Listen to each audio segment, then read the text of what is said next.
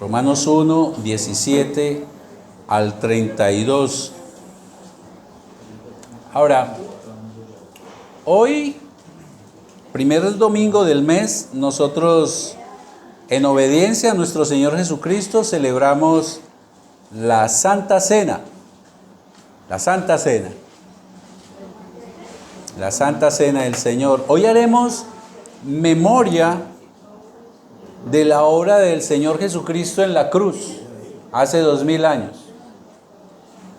Hoy haremos memoria de la máxima expresión de amor de Dios por usted y por mí.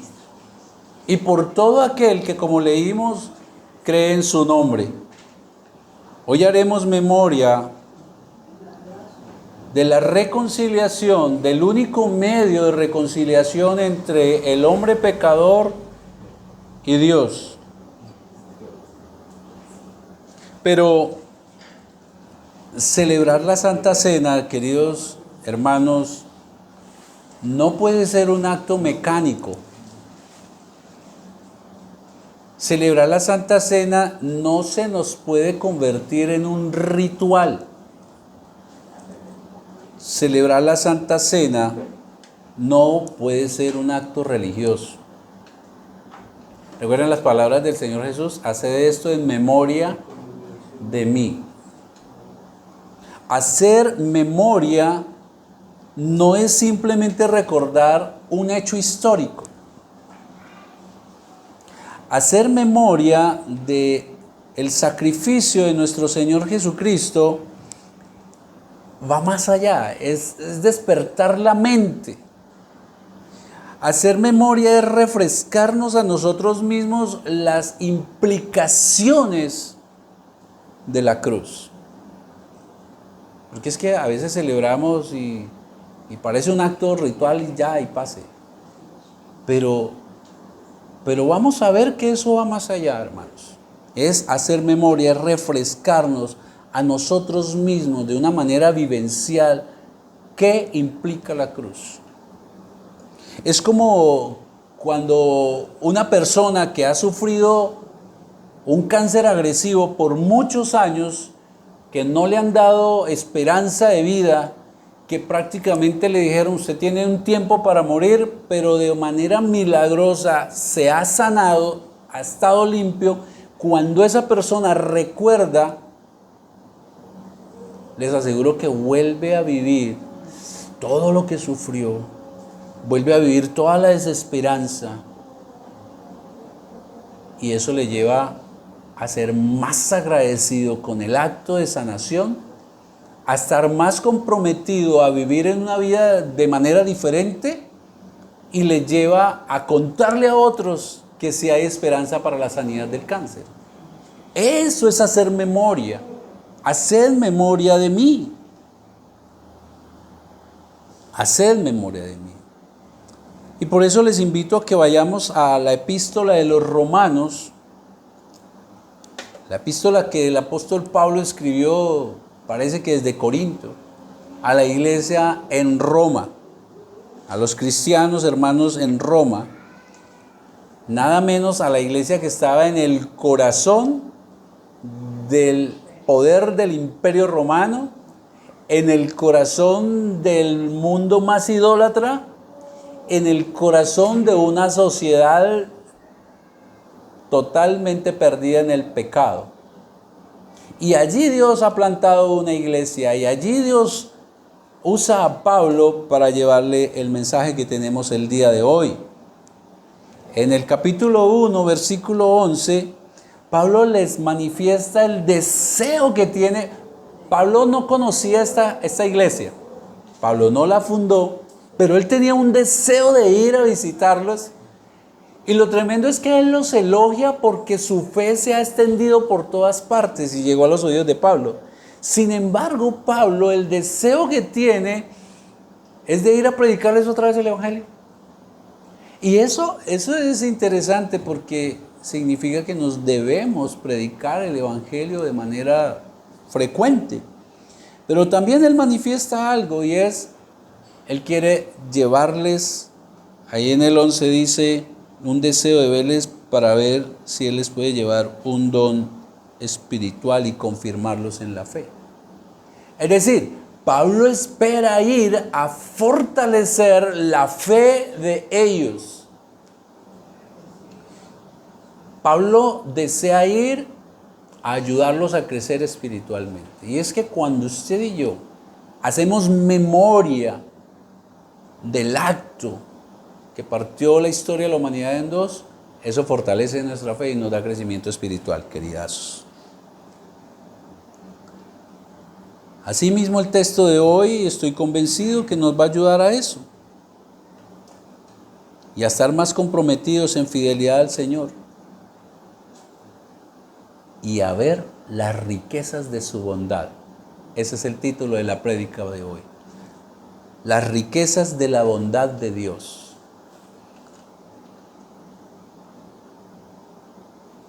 Es algo que el apóstol les dice ahí en el 2:4, de ahí sale el título. ¿Acaso van a menospreciar las riquezas de su benignidad?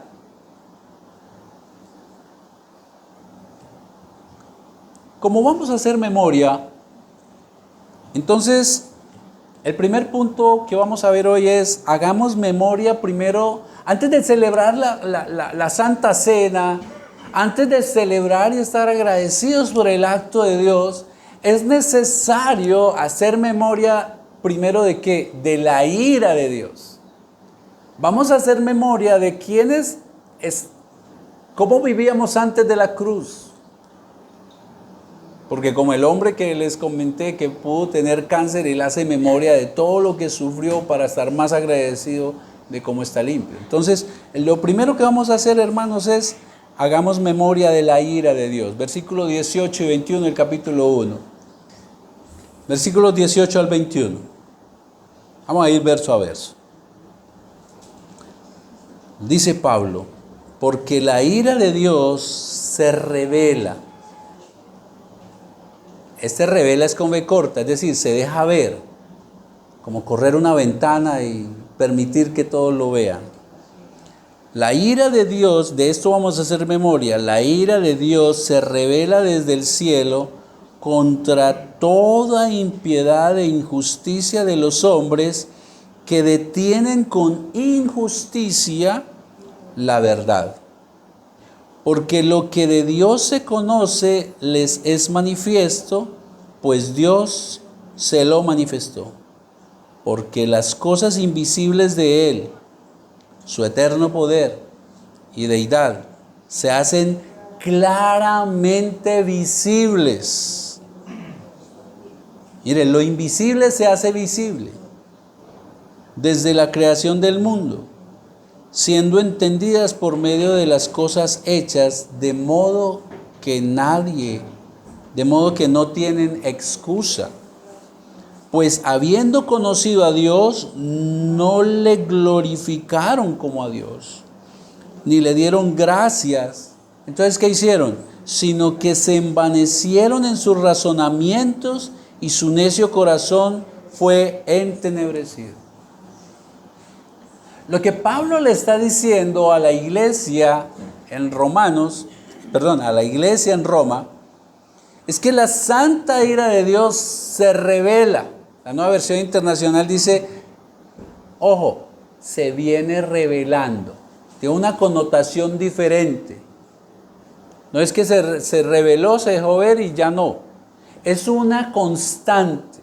La ira de Dios aún está revelándose desde el cielo.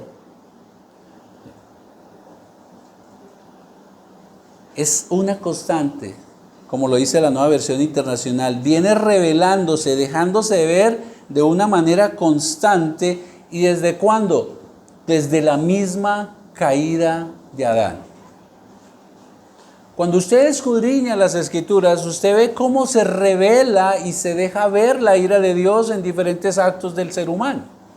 Y lo primero fue a Adán y Eva expulsándolos del Edén. La ira de Dios también se manifestó mediante el diluvio destruyendo absolutamente todo. La ira de Dios se manifestó en Sodoma y Gomorra cuando dejó caer fuego y azufre.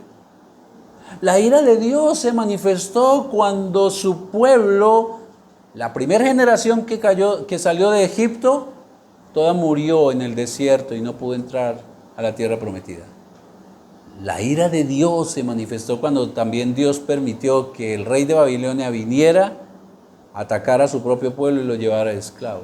Y así hay muchas otras evidencias dentro de la Escritura. En el Nuevo Testamento también, la ira de Dios se dejó manifestar en aquella pareja que propuso en su corazón dar un terreno a Dios y luego lo robó. Y murieron en el acto.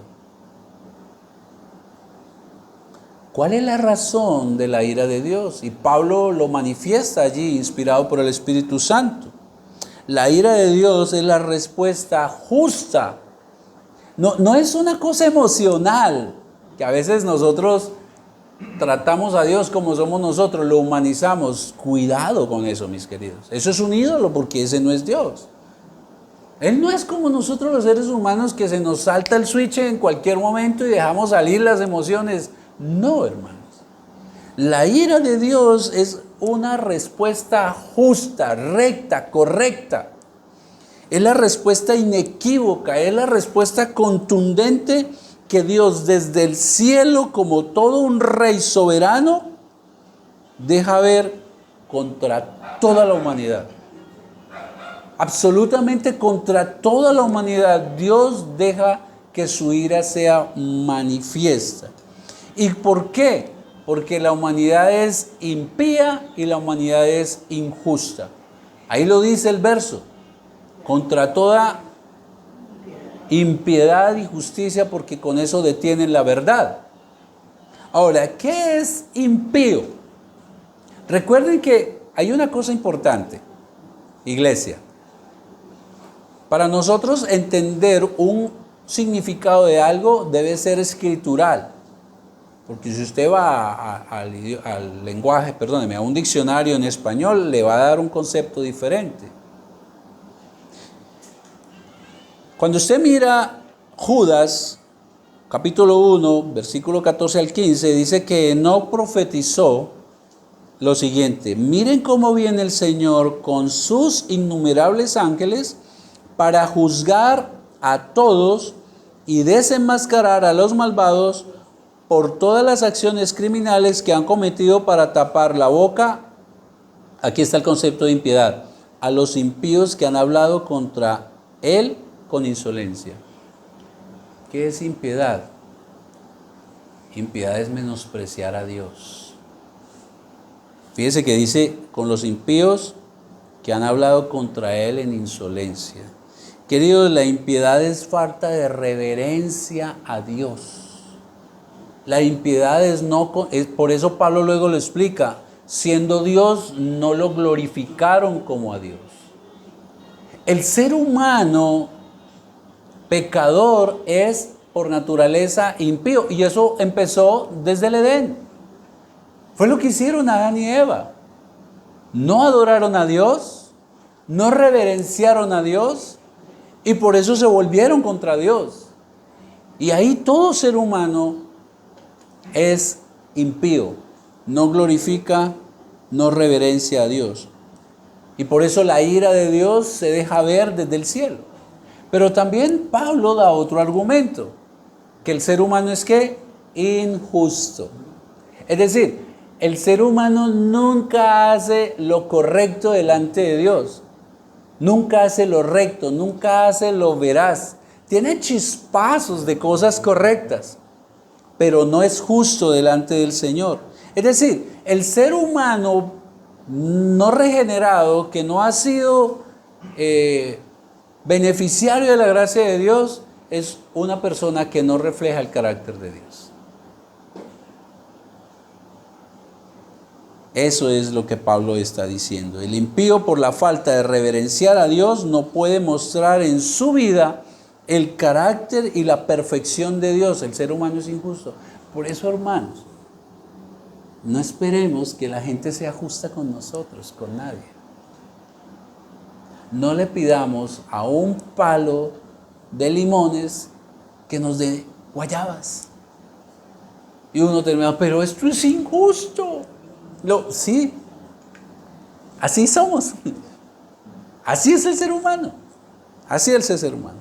Queridos, el ser humano con su impiedad e injusticia decidió resistir a Dios. Decidió ignorar lo más evidente, que Dios es real, que Dios existe. Es una decisión. Adán y Eva ignoraron a Dios. Y Él caminaba con ellos. Se veían cara a cara. Y todos tenemos el reflejo de Adán y Eva. El ser humano tomó la decisión de desconocer la existencia de Dios a pesar de tanta evidencia de que Él existe. Versículo 20. Porque las cosas invisibles de Él, de Dios, como su eterno poder y su deidad, se hacen ¿qué? Visibles. Usted puede ver el poder de Dios y usted puede ver la deidad y la majestad de Dios. ¿Cómo? Desde la creación se ve del mundo, siendo entendidas por medio de las cosas hechas, de modo que no tienen excusa. Aquella persona que dice, no, Dios no existe, no tiene excusa para decirlo, hermanos. La creación es el medio que Dios usa para revelarse, para dejarse ver. Es el primario, o es el medio primario por el cual Dios se deja ver de toda la humanidad. Cuando usted levanta la mirada y ve las estrellas, cuando usted ve la luna, cuando usted ve el sol, si usted tiene la oportunidad de un telescopio como el Hubble, o puede mirar los programas de la NASA, y usted ve allí los millares infinitos de estrellas, los millones de galaxias como en la que nosotros estamos, el planeta Tierra, los enigmáticos agujeros negros, usted solo puede llegar a una conclusión: tiene que haber un ser muy poderoso y grande que creó todo esto. Pero cuando usted baja la mirada, hermanos, y ve la naturaleza, cuando usted ve la vida en los animales y en todos los seres que existen, usted solamente puede concluir: tiene que haber Dios. Y el que no lo concluye, como lo dice la palabra de Dios, que es veraz e inerrante, no tiene excusa. El científico Francis Collins, un exateo,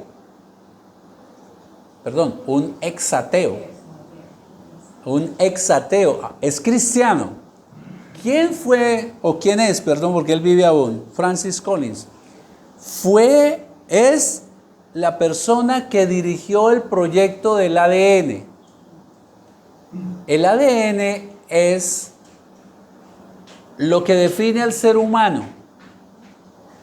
Este científico que fue ateo y ahora es cristiano, ¿saben qué dijo? Estas son las palabras de él, refiriéndose a la complejidad del ADN. Dijo que la complejidad del ADN en el ser humano definitivamente es el lenguaje de Dios. Y usted ve muchos científicos que a través de investigar una cosa o el universo termina concluyendo y se vuelven cristianos. Y es lo que Pablo está diciendo. El ser humano tomó la decisión de ignorar a Dios a pesar de tanta evidencia que hay para todo el mundo. Para todo el mundo. El ser humano, por esa razón, merece la ira de Dios. La ira de Dios porque decidió rebelarse, decidió ignorar a Dios a pesar de tan infinita evidencia. Versículo 21. Dice el Señor: pues habiendo conocido a Dios, ¿a través de qué? De toda la creación. Pablo lo que hace es que inicialmente colocó una premisa: la ira de Dios se deja ver contra todo el ser humano porque es injusto, porque es impío, y la razón es porque, mire, conociendo a Dios decidió desconocerlo. Versículo 21. Habiendo conocido a Dios, no le glorificaron. como a Dios, ni le dieron gracias. Por el contrario, se envanecieron, se hicieron tontos en sus razonamientos y su necio corazón fue entenebrecido, se oscureció. Quiero recordarles algo. Ahí estaba usted y estaba yo, antes de la cruz. Por eso el Señor Jesucristo, para hacer memoria de Él, tenemos que hacer esto, hermanos.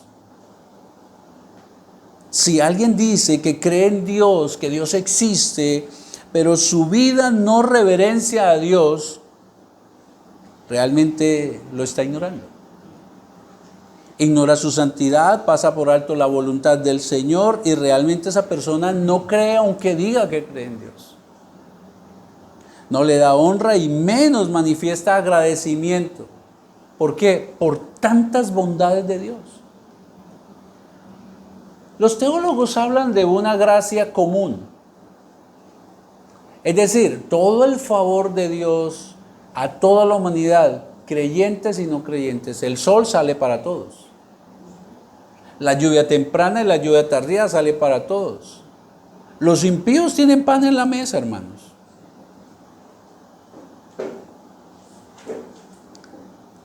La persona impía prefiere decir que el universo y la vida es la que le ha dado los beneficios.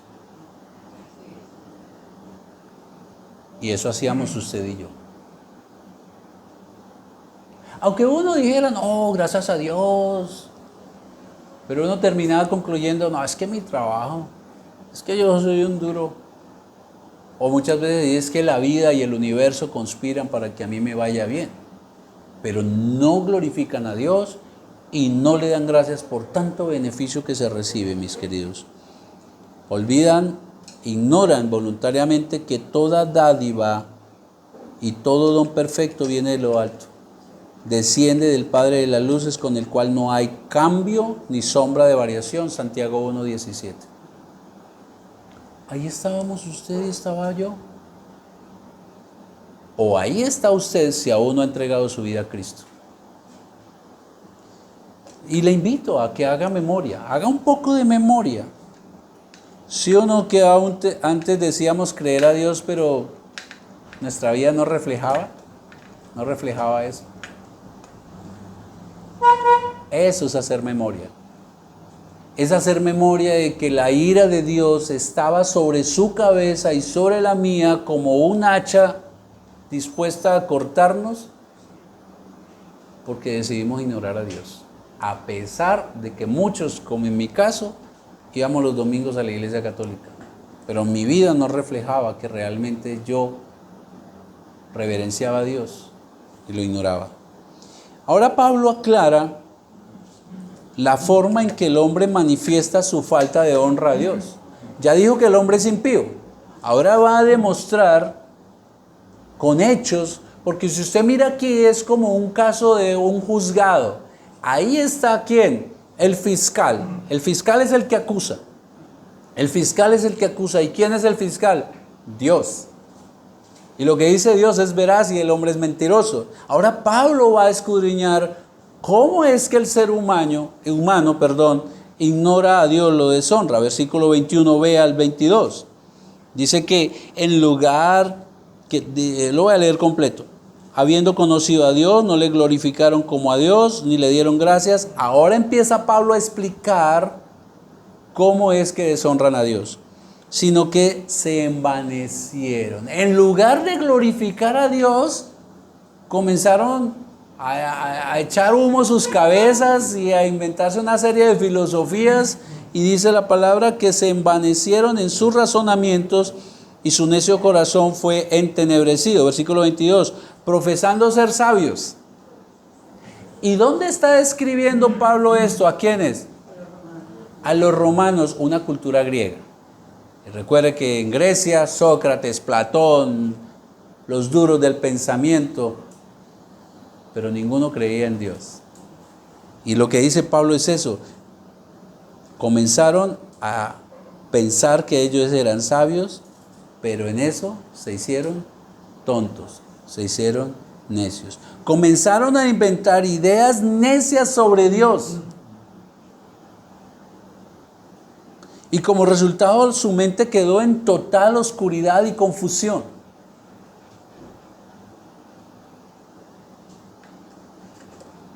Afirmaban ser sabios, pero se convirtieron en perfectos tontos, necios. La tonta rebeldía del hombre le llevó a inventar sus propios dioses. ¿O acaso, no sé, no han leído la Odisea? La cantidad de dioses de los griegos. Dios del trueno, Dios del mar, Dios de esto, Dios de lo otro. Todo eso es consecuencia, es una degradación del ser humano. ¡Qué necios! Porque con tanta evidencia de que Dios existe, la decisión del ser humano fue, no, eso no puede ser posible que exista un Dios, tiene que haber algo más. La creación, eso es imposible que haya sido Dios. Eso fue el Big Bang. Los mismos científicos, hablando del Big Bang, hay una ley en la ciencia que dice que la nada no puede producir nada. Es una ley. De la nada no puede aparecer nada, algo. Y el Big Bang es que de la nada hubo una explosión. No, tuvo que haber algo que explotó. Y si hubo algo que explotó, tiene que haber algo que creó eso. El ser humano comenzó entonces a pensar, a razonar por su propio medio, en independencia de Dios, y eso le llevó a una degradación que el intelecto que Dios le dio se entenebreció. Y se consideraron sabios, pero eran necios. Ahora la pregunta es, ¿eso ha cambiado? Para nada. Hoy usted sigue viendo cómo mucha gente de todos los niveles educativos comienza a echar cabeza, no, es que no puede haber un Dios, eso tiene que ser esto, eso tiene que ser lo otro, y se creen sabios. Es tonto seguir una religión. De hecho, dentro del mismo cristianismo están viendo, en algunas he leído que están viendo que la Biblia ya es obsoleta. Eso es parte de la degradación del ser humano por rechazar a Dios, mis queridos. Y el cuidado que tienen que tener los jóvenes, porque allá en el colegio, porque allá en la universidad, nuestros jóvenes es donde más son atacados. Y su fe, si no llegan allá fuertes, se debilita y terminan renegando de Dios. Por eso la responsabilidad tan grande de las familias, de nuestros hijos, de nuestros niños y de la misma iglesia. Primero la responsabilidad de cada padre, de su entorno, pero la iglesia tenemos que cuidar a nuestros niños, hermanos.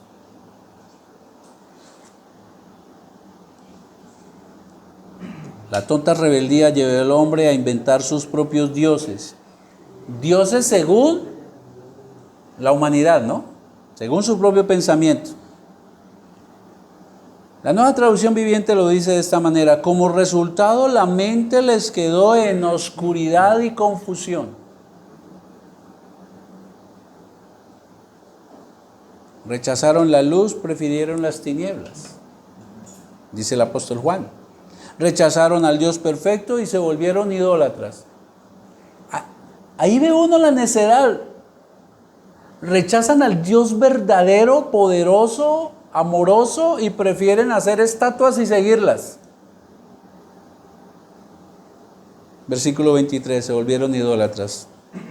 Pablo les sigue diciendo, cambiaron la gloria de Dios incorruptible en semejanza de imagen de hombre corruptible, de aves, de cuadrúpedos y de reptiles. Quiero decirles algo. Yo estoy haciendo el ejercicio de memoria y estoy ahora lo veo claro.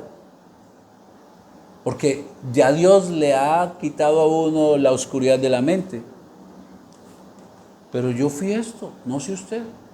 Yo me incliné ante muchas figuras que para mí eran Dios. Y ahora me digo, oye Jair, usted era muy tonto. Ahora veo la necesidad del Jair del pasado. No sé usted si usted se ve a sí mismo o a sí misma. Eso hace parte de la degradación por desconocer a Dios. Entonces ya hicimos memoria que por esa razón la ira de Dios está ahí encima sobre la humanidad. Pero ahora hagamos memoria de otra cosa, queridos. Hagamos memoria del juicio de Dios. Porque ahí está la ira. Y ahí está el fiscal santo y perfecto diciendo, estas son las razones por las cuales. Pero ahora Dios, como en un juzgado, cambia de ser fiscal que acusa a ser ¿qué? Juez. Juez soberano. Hagamos memoria antes de celebrar la Santa Cena. Ya hicimos memoria de la ira y que la merecíamos. La merecemos, perdón. Ahora hagamos memoria del juicio de Dios. Versículo 24 y 32. Del 24 al 32 viene el juicio de Dios. Por las razones que ya acabamos de ver. Versículo 24. Por lo cual, ¿qué es por lo cual? Por todo esto que acabo de contarles, hermanos, les dice Pablo, también Dios los entregó a la inmundicia. Esa palabra inmundicia en el original es aplicada cuando el Señor Jesús le dice a los fariseos, ustedes son sepulcros blanqueados, que solo hay inmundicia dentro de ellos. Es decir, inmundicia tiene que ver con la putrefacción que hay dentro de un sepulcro cuando un cadáver se descompone.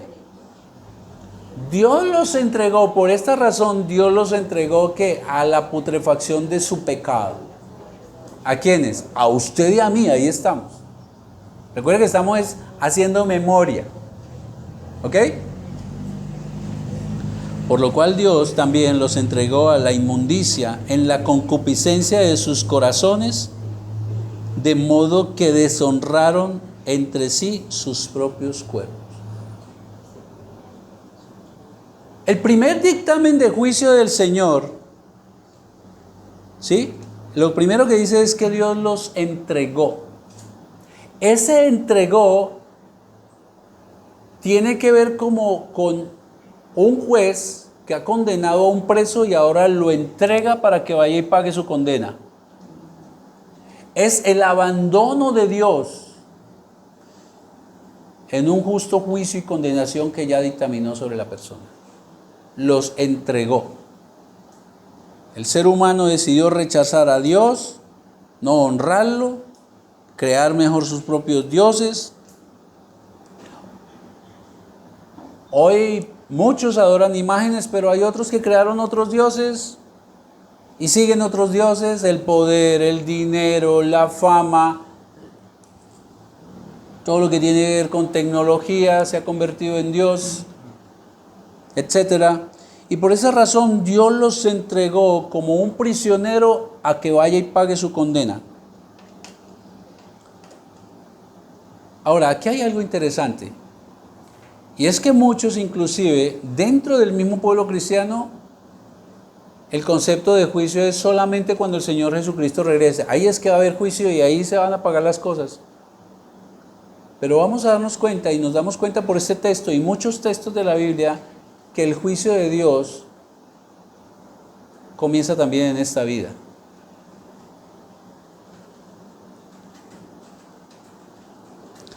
Y lo que el Señor dice aquí es que Él prácticamente es un abandono de Dios ¿en qué? En sus concupiscencias. El primer juicio de Dios es como una represa que tiene mucha agua y de un momento a otro le quitan el muro para que se derrame toda esa agua y haya una catástrofe.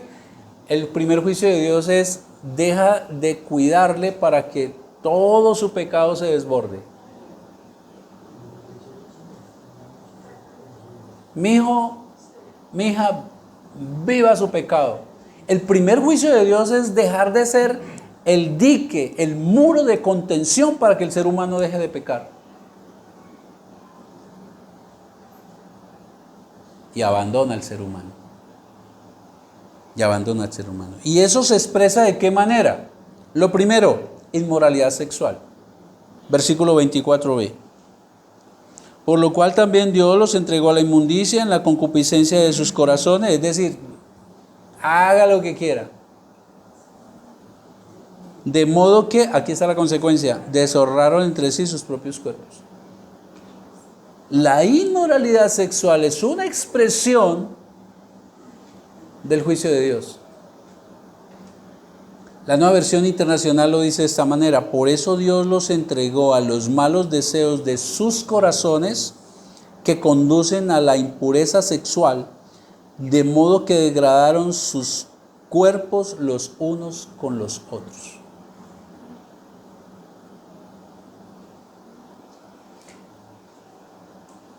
La inmoralidad sexual es consecuencia de Dios haber dejado al ser humano. Según este texto, iglesia, este texto bíblico, una evidencia del abandono de Dios al ser humano por su rebelión es la inmoralidad sexual, que lleva a deshonrar el propio cuerpo de la persona que la lleva a cabo. Relaciones, inmoralidad sexual dentro y fuera del matrimonio, antes y después de casarse, la promiscuidad, actos impuros, toda inmoralidad sexual, que es rienda suelta al pecado, porque ya Dios dejó de retenerlo ahí para que no pecara. Pero hay otra consecuencia de Dios haberlos entregado, haberlos dejado en sus concupiscencias. Y vuelvo y le recuerdo, querido y querida, ahí estábamos usted y yo. Por eso estamos haciendo memoria antes de celebrar la Santa Cena. 25 y 27. Vamos a ver cuál es la otra manifestación de esto. Ya que cambiaron la verdad de Dios, o sea, como decidieron cambiar la verdad de Dios, decidieron ignorar quién es Dios, decidieron no honrar a Dios, dice Pablo, ya que decidieron cambiar la verdad de Dios por la mentira, honrando y dando culto a las criaturas antes que al Creador, aquí viene la consecuencia, el cual es bendito por los siglos, amén. Versículo 25, por esto, por esa razón, Dios los entregó ¿a qué? A pasiones vergonzosas, pues aún sus mujeres cambiaron el uso natural por el que es contra naturaleza, y de igual modo también los hombres, dejando el uso natural de la mujer, se encendieron en su lascivia unos con otros, cometiendo hechos vergonzosos hombres con hombres y recibiendo en sí mismo la retribución debida a su extravío. ¿Qué piso le queda a estas supuestas iglesias LGBT? ¿De dónde dejan este versículo? Entonces ya vimos que la primera manifestación de la ira de Dios que le lleva a Dios a dictar un juicio pequeñito, porque eso es aquí en esta vida, y abandonarlo en sus concupiscencias, es la inmoralidad sexual. Pero ahora nos muestra otra manifestación de desbocar del pecado, y es la homosexualidad. Entonces esto nos lleva a una respuesta que muchos preguntan: ¿se nace? Todos sí nacemos en pecado, pero es consecuencia. La iglesia, queridos, aquí hay algo interesante. Recuerden que Pablo le está escribiendo a una iglesia en Roma.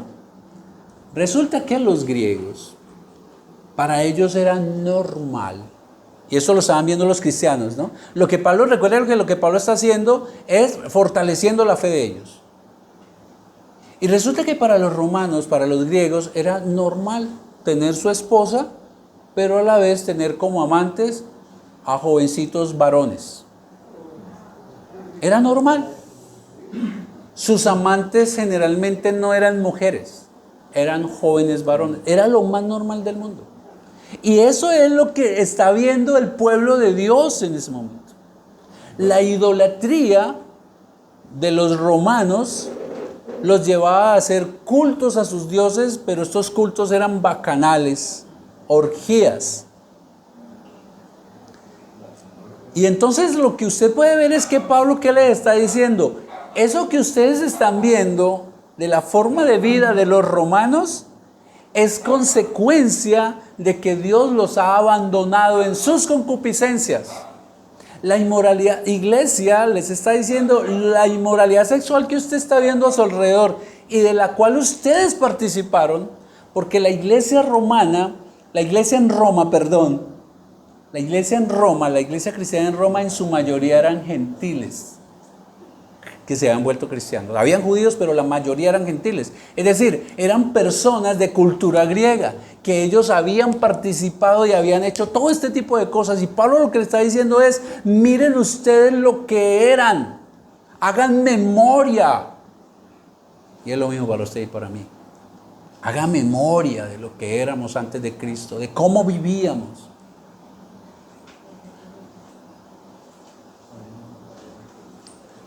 Y dice la palabra de Dios que recibieron en sí mismos la retribución debida a su extravío. En sí mismos recibieron una especie de juicio y de castigo. Y entonces podemos pensar en qué. Consecuencias de la homosexualidad, vienen las enfermedades de transmisión sexual y tantas otras cosas. Como consecuencia de estar en esa vida. Es lo que dice la palabra, no lo estoy diciendo yo. Se ha manifestado esto desde siempre. En sí mismo han sufrido las consecuencias. Implica para hoy. Hoy vemos, por ejemplo, y se han visto noticias de personas que han ido al cirujano a cambiarse de sexo y luego ya no pueden echar para atrás. Y se duelen por haberlo hecho, porque se dieron cuenta que estuve equivocado y ya no hay nada que hacer hacia atrás. Y tiene que ver con esto, recibieron en sí mismos, no solamente en su cuerpo, sino a nivel emocional, las consecuencias de su extravío, mis hermanos. Querida iglesia, está la depravación del ser humano, que hoy en día vemos que el niño de 5 años le dice a la mamá, mami, yo soy trans, yo soy niña. Y un niño que, de 5 años, lo voy a poner de 6. Y un niño de 6 años que legalmente no le dejan abrir una cuenta bancaria, que legalmente no puede conducir, es decir, no tiene, es más, todavía no puede tomar decisiones de qué carrera estudiar porque emocionalmente y psicológicamente no tiene cómo hacerlo, pero sí le dejan tomar la decisión que puede dejar de ser varón y volverse niña y viceversa. Pero no miren al niño, miren a sus padres, porque no es el niño. Alguien dijo por ahí, los niños no son trans, son los padres los que están transformados. ¿Cómo es posible que un padre diga eso?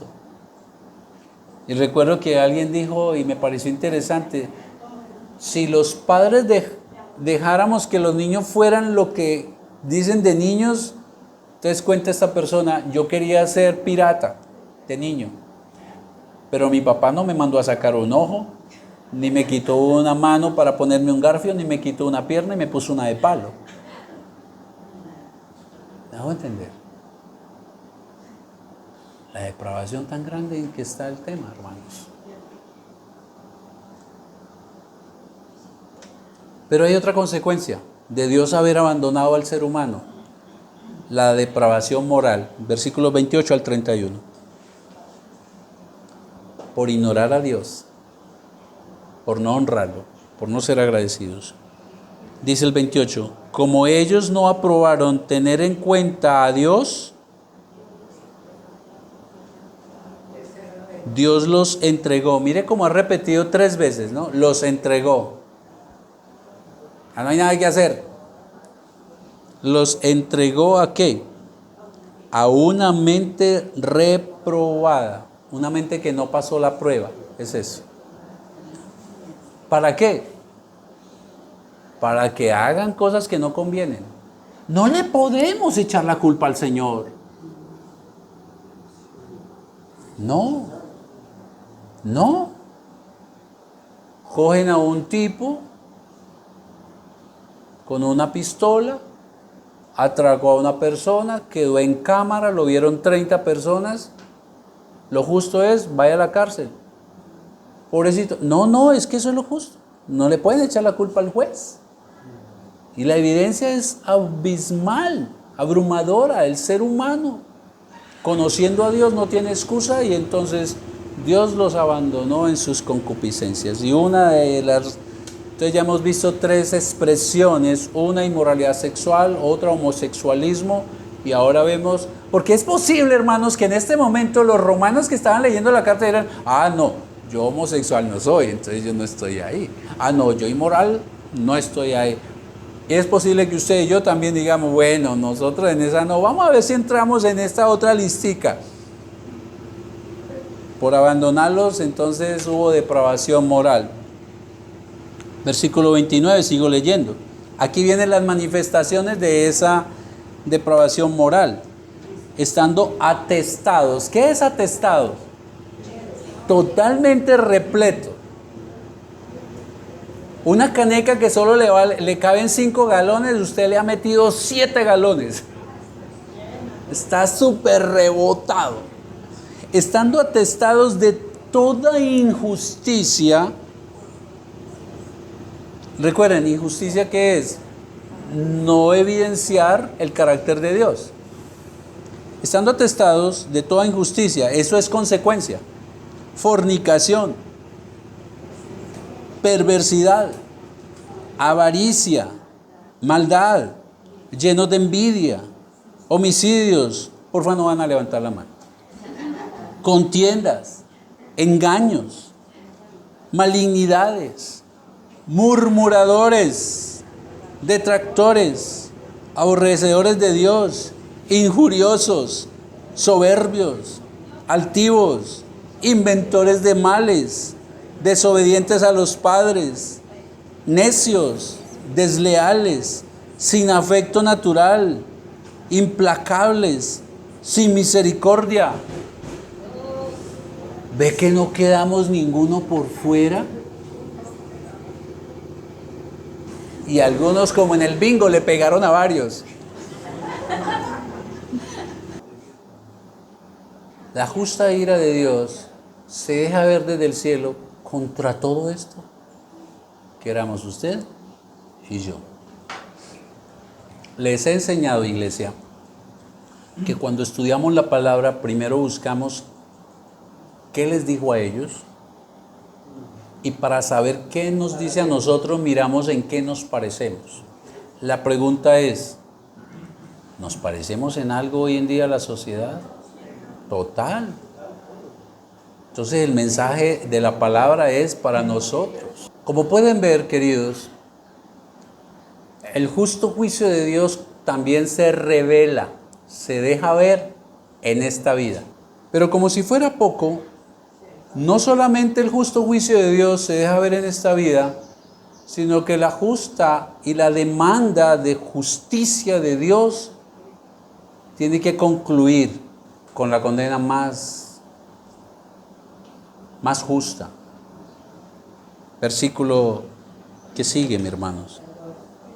32. Escuchen: quienes habiendo entendido. No, es que yo no sabía. No, lo entendieron. Usted y yo lo entendíamos, aunque lo ignoráramos. Quienes habiendo entendido el juicio de Dios, que los que practican tales cosas son dignos ¿de qué? De muerte. No solo lo hacen, sino que también se complacen con los que la practican. No solamente están perdidos en su inmundicia, sino que también se complacen con los que viven en eso. Y ahí estábamos usted y yo. Recuerden que antes de tomar la cena estamos haciendo memoria. Memoria. Y lo que el apóstol Pablo lleva aquí también a decir, y no solamente es un juicio de Dios que se deja ver, se revela en esta vida, sino que ellos saben que merecen la muerte. Y no se refiere a la muerte de este cuerpo, a la primera muerte. Ahí se refiere, porque todos vamos a morir. Se refiere a la muerte eterna, hermanos. Tiene relación cuando dice que quienes habiendo entendido el juicio de Dios, por favor leamos ahí el capítulo 2, versículo 15, Pablo dice lo siguiente, mostrando la obra de la ley escrita en sus corazones, dando testimonio su conciencia y acusándoles o defendiéndoles sus razonamientos. ¿Qué está queriendo decir? Todo ser humano tiene escrita en su corazón la ley de Dios. Todo ser humano, y es lo que llama Pablo la conciencia. Hay una parte donde Pablo dice, mi conciencia no me acusa. Y es que, queridos hermanos, Dios hizo al ser humano a su imagen y semejanza. Y aunque se distorsionó por el pecado, aún hay ley moral en el ser humano. Por eso usted puede ver sicarios que hacen cosas buenas. El sicario ama a su mamá. Y pueden ser buenos padres, muy buenos padres. De hecho, justifican que lo que hacen es por darle una buena vida a sus hijos, porque no quiero que siga este camino. Ahí ve cosas. El sicario sabe en su interior que matar es malo. Él lo sabe. Y eso es lo que está diciendo el apóstol Pablo. Quienes habiendo entendido el juicio de Dios. Lo que pasa es que lo ignora, lo del avestruz. Pero que se ignore que Dios no existe, no anula su existencia. Y saben que el justo juicio de Dios es muerte eterna. Y esa era nuestra condena fija, hermanos. Usted estaba condenado a la muerte eterna, a un abandono total de Dios por la eternidad en sufrimiento en el lago de azufre, donde también estará Satanás. Y yo también los iba a acompañar, hermanos. De eso tenemos que hacer memoria para celebrar correctamente la Santa Cena del Señor. Aquí se refiere a que el ser humano, por rechazar abiertamente a Dios, merece la muerte eterna en el infierno. Ahora, el capítulo 2, versículo 1 es muy claro, porque alguien puede decir, no, yo no era tan. Versículo 1 del capítulo 2, por lo cual eres inexcusable, oh hombre, refiriéndose al ser humano, quien quiera que seas, tú que juzgas, pues en lo que juzgas a otro, te condenas a ti mismo, porque tú que juzgas haces lo mismo. Es decir, lo que está queriendo decir Pablo es, nadie escapa de esto, en esa lista todo el mundo está. Y recuerde que esta iglesia es una iglesia mayoritariamente de gentiles, pero ahí habían judíos, así de que Pablo le habla a los unos y le habla a los otros. Ahora le está hablando a los religiosos, que creen que por ser religiosos, judíos, entonces ellos juzgan a los demás. Pero mire ese, ¿se acuerdan en Lucas? Cobrador de impuestos, gracias Señor, porque no soy como este cobrador de impuestos. Bueno, él no roba ahí, pero es orgulloso. Eso es lo que está queriendo decir. ¿Quién se escapa del justo juicio de Dios? Tú que juzgas a otro. Por eso, hermanos, juzgar a otro es un acto de hipocresía, porque yo también peco, en lo mismo o de otra manera. Y luego llega la guillotina contundente, versículo 2. Pero sabemos que el juicio de Dios contra los que practican tales cosas es que, según verdad, Dios no miente. Dios es el fiscal que nadie puede refutar sus argumentos. Queridos, nadie puede quedar fuera de la ira y el justo juicio de Dios. Todos merecemos las consecuencias en esta vida y en la eternidad. ¿Cree usted que debiéramos cerrar ahí la prédica? No, por supuesto, porque no habría esperanza. Y vamos a celebrar la Santa Cena del Señor. Nos falta hacer memoria también de algo. ¿Ya hicimos memoria de qué? De la ira de Dios y las razones. Ya hicimos memoria del justo juicio de Dios que empieza aquí en la tierra y la culminación es muerte eterna.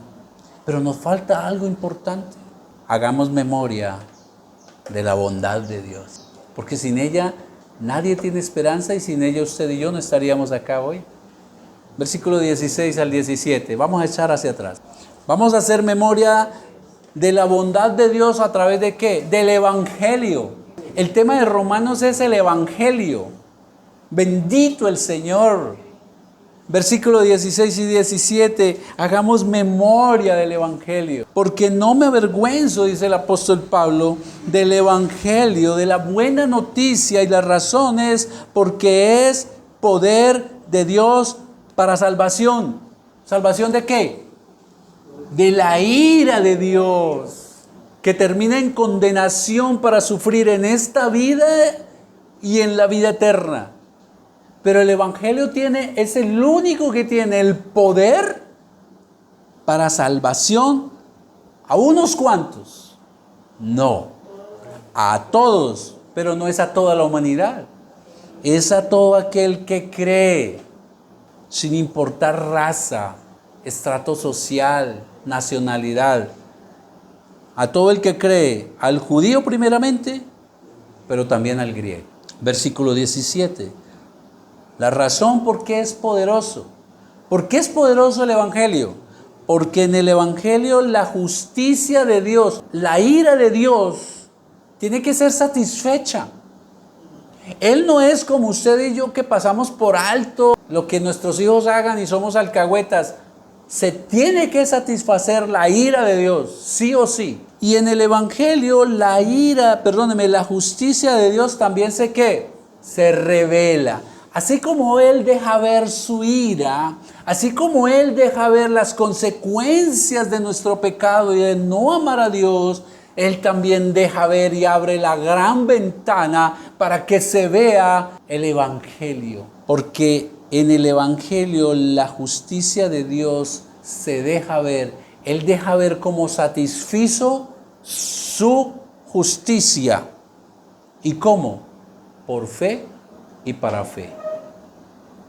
Porque ¿quién puede salirse de esto? ¿Quién puede quitarse de encima el justo juicio de Dios? No hay excusa, no hay argumento. Solo puede ser por fe, como está escrito, refiriéndose Pablo a Habacuc 2:4. El justo por la fe vivirá. Ahora estamos nosotros ahí. Estuvimos del otro lado, pero ahora en Cristo estamos de este lado, mis queridos. Haciendo memoria ahora de la gran bondad del Señor. Hemos llegado al motivo esencial de la celebración de la Santa Cena del Señor. El hacer memoria que tanto usted como yo estábamos destituidos de la gloria de Dios por haber ignorado a Dios, por haberlo deshonrado, por haber preferido seguir nuestros propios diositos. Hoy celebramos la Santa Cena del Señor haciendo memoria que la justicia de Dios nos había entregado a la inmundicia de nuestro pecado. Hoy hacemos memoria de que Dios, por nuestro rechazo, nos entregó y desbocamos nuestra vida desenfrenada y pecaminosa. Hoy hacemos memoria que merecemos la eternidad en el infierno. Hoy hacemos memoria que no podíamos hacer nada para salvarnos por nosotros mismos de la justa condena de Dios. Pero querida iglesia, también hacemos memoria que en la bondad de Dios, Él dispuso que su Hijo fuera sacrificado para descargar en Él la ira que usted y yo merecíamos. Hoy hacemos memoria que su Hijo fue a la cruz para revelar la justicia de Dios. Dejar ver a toda la humanidad, pasada, presente y la que ha de venir antes de que llegue nuestro Señor Jesucristo, que Dios descargó su destructora ira en el inocente. Que Él pagó su deuda y la mía que teníamos con Dios. Hoy hacemos memoria de eso, hermanos. Hoy hacemos memoria que gracias a su gran bondad, ahora nosotros, recuerde cómo empieza la prédica, injustos, ahora somos declarados justos, rectos delante del Señor. ¿Porque lo hacemos perfecto? No, porque su pecado se lo imputó a Cristo y su santidad y rectitud está imputada en cada uno de ustedes y de mí. Hoy hacemos memoria que hemos sido declarados inocentes porque a Él lo declaró culpable. Hoy hacemos memoria de que somos rectos delante del Padre, todo sin merecerlo, por gracia. ¿Y mediante qué? La fe. Mediante la fe, que tampoco es suya y mía. Pablo lo dice en los Efesios. Por gracia sois salvos por medio de la fe, y esto no de vosotros, porque es don de Dios, para que nadie se gloríe, nadie diga, no, es que como yo tuve fe. Todo es de Dios, todo es de Él, por Él y para Él. A Él sea la gloria por los siglos de los siglos, mis hermanos. Todo sin merecerlo, solo por gracia, la misma fe que nos sostiene, porque dice por fe y para fe. Entonces, por fe para creer y ser salvos, y para fe para mantenernos hasta que Cristo vuelva. Nos mantenemos en fe. Nos mantenemos en fe, hermanos. La misma fe que nos sostiene hasta recibir ya no la muerte eterna, ahora vida eterna con Cristo. Hoy hacemos memoria de eso, mis hermanos, porque como está escrito en Habacuc, el justo, es decir, el que ha sido declarado, el justo no por nuestras obras, el justo por la obra de Cristo en la cruz, vivirá, tendrá vida eterna, conquistada por nuestro Señor Jesucristo en la cruz. Amén. Tómese yo un momento y vamos a celebrar la Santa Cena. ¿Qué le dijo el Señor hoy? ¿De qué ha hecho memoria? Esto es para terminar en gratitud. Esto es para terminar en alabanza al Señor. Esto es para terminar con mayor compromiso con Él. Esto es para terminar en buscar vivir una vida apartada para Él, que la conquistó y la compró. Esto es para terminar pregonando el Evangelio a otros que están en el lugar que usted y yo estuvimos.